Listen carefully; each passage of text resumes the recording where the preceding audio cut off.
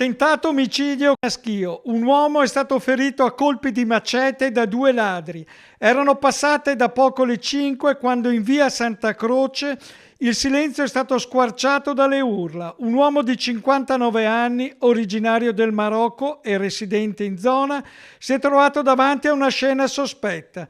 Due individui intenti, secondo le prime ricostruzioni, a forzare l'auto di una vicina di casa, parcheggiata nei pressi del condominio vicino alla farmacia. L'uomo non ha esitato, è intervenuto per mettere in fuga i ladri, ma la reazione è stata immediata e brutale. I due banditi, descritti come stranieri, hanno estratto un macete e lo hanno colpito con violenza all'avambraccio sinistro, un fendente che ha provocato una frattura dell'ulna e un grave interessamento miofasciale al terzo medio dell'avambraccio. Ferite serie che hanno reso necessario il trasferimento urgente all'ospedale di Sant'Orso, dove l'uomo è stato portato in sala operatoria dal reparto di ortopedia.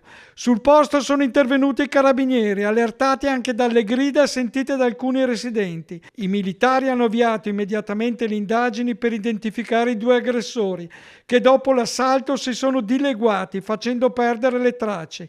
Determinanti potrebbero essere le immagini delle telecamere della zona e le testimonianze raccolte nelle ore successive.